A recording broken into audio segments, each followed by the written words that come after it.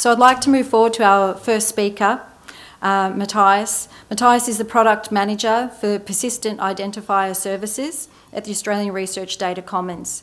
He'll present to us today on looking beyond open data and the role of fair data sharing principles in our work. I'd like to invite Matthias Liffers, please.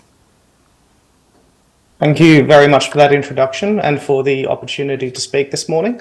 I'm sorry that I'm not there with you in person because I'm on the lands of the Whadjuk Noongar people in southwest Western Australia, where they have been practicing their culture, language and traditions for tens of thousands of years. I would like to acknowledge the elders who have kept that language, culture and traditions alive for such a long time. So at the moment, the weather is beautiful. It's the rain is abating. We do get a lot of rain here in Perth. The flowers are out. So it's Kumbarung, the flowering season. And as I work with partners to build research data infrastructure, I'm committed to making sure that First Nations perspectives are taken into account, and that they achieve and maintain sovereignty over their own data. So I've been asked today to talk about the FAIR data principles. I am not going to get into any great technical detail at all. I really want to talk more about the philosophy and the value of them and what the FAIR principles are and what they mean. So I am from the Australian Research Data Commons. If you haven't already heard of the ARDC, we are a federally funded organisation, and we make investments into research data infrastructure around the country because we assert that data is a very valuable resource and it deserves to be treated very well and used very well for greater impact in research.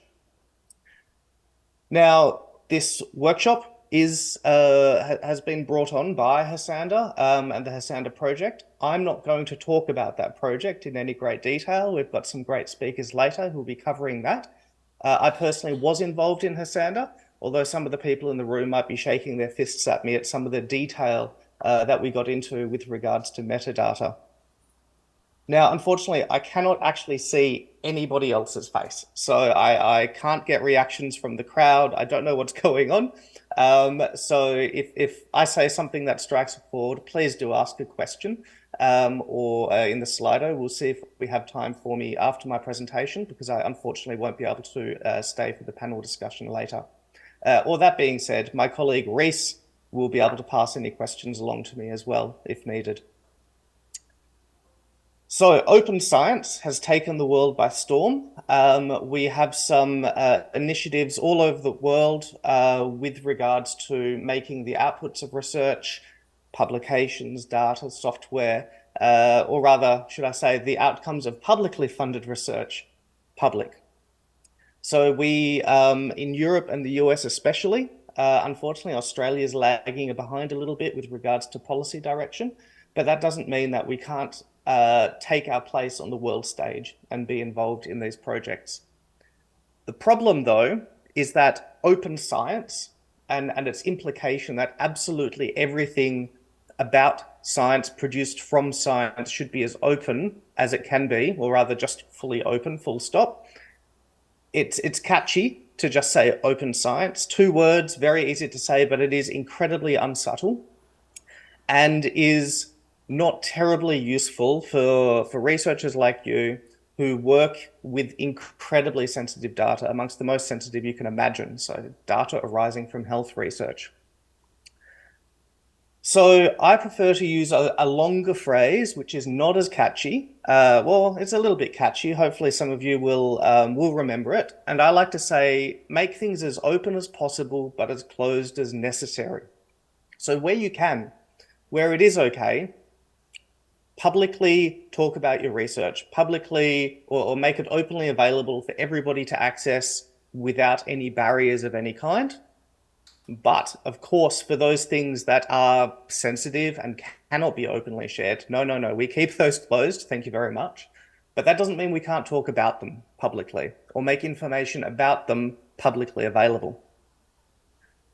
This is why actually it's getting to 8 years now, This paper was published in Nature's Scientific Data Journal, and it introduced the FAIR guiding principles for scientific data management and stewardship.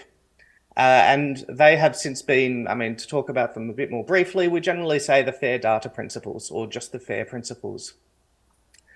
And the FAIR principles were, it is a catchy acronym, talk about making research data and other research outputs findable, accessible, interoperable, and reusable. Now, those words don't immediately mean anything in particular to people. I mean, you can kind of make a guess about what findable means and what reusable means. But we have thankfully got some resources that people have been creating about how to make things a bit more understandable. So the idea of findable is that, yes, a human can look around and find that some data exists. By accessible, they can work out how to access that data, even if the data isn't open. So if it is open, then great, we have a download link. But if it's not open, then the process or procedure for getting access to the data and the conditions required are very easy to find. By interoperable, we hope that data can be very easily worked with. So somebody could open a data file and it works immediately with their favorite tools, or they can combine that data with other data to create or synthesize new data products. And finally, reusable. Hopefully there is in place a framework that can make the data legally and responsibly reusable by third parties. Generally with open data, that's by way of open licensing, such as with Creative Commons.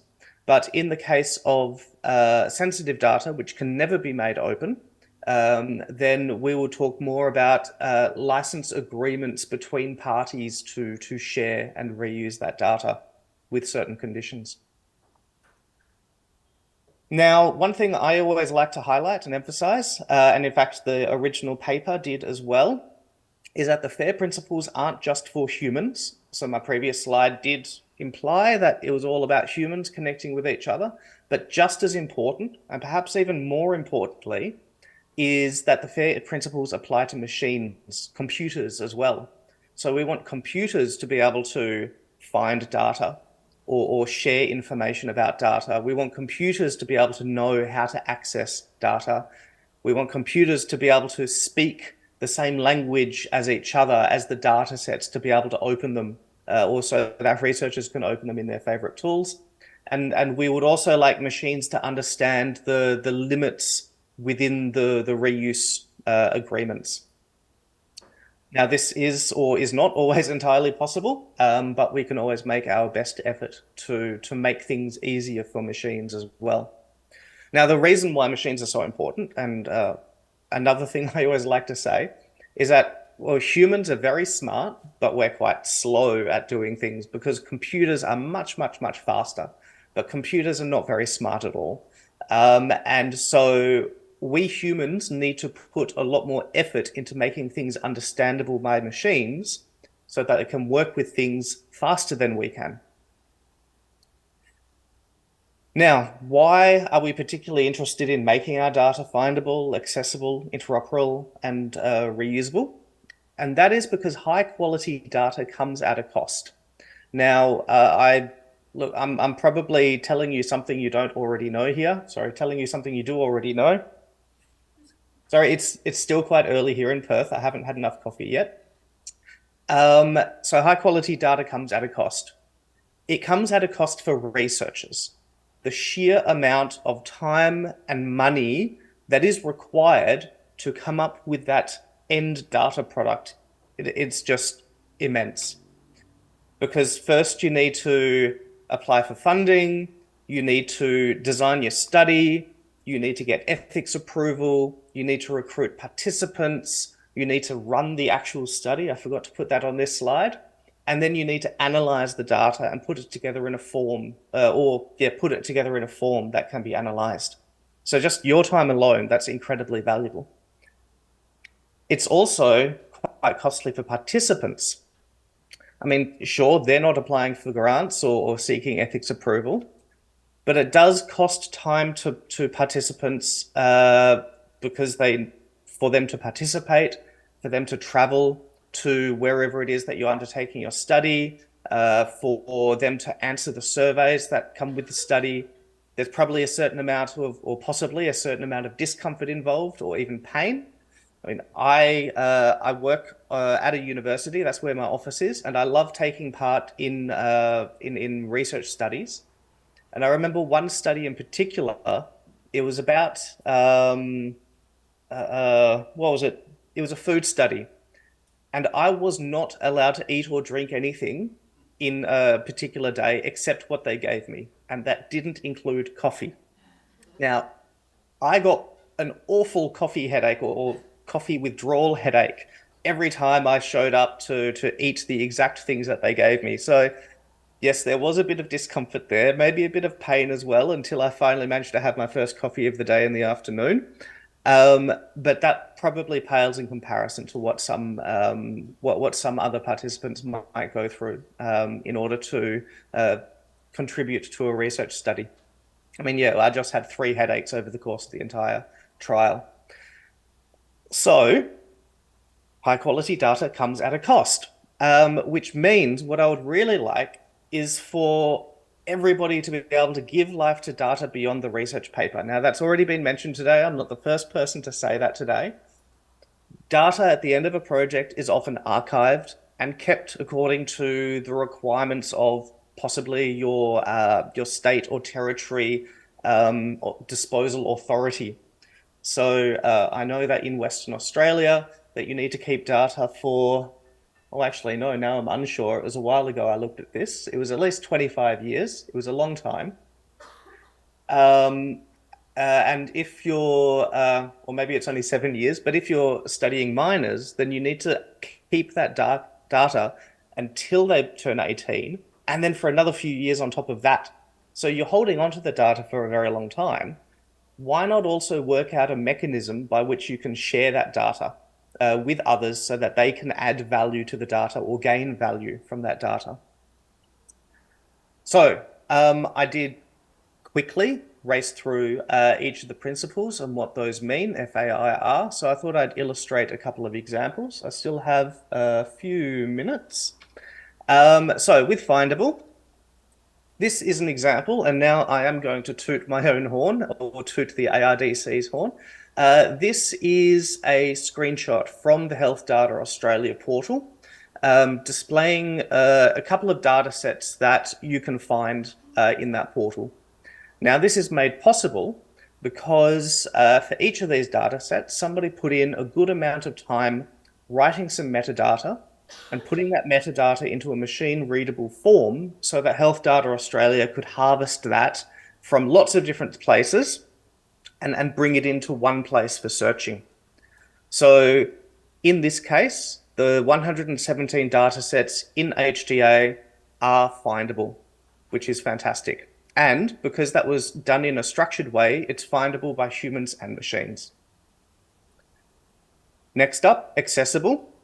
Now, as said earlier, of course, sensitive data cannot be made open, but we can at least put up the instructions on how to access the data or how to request access.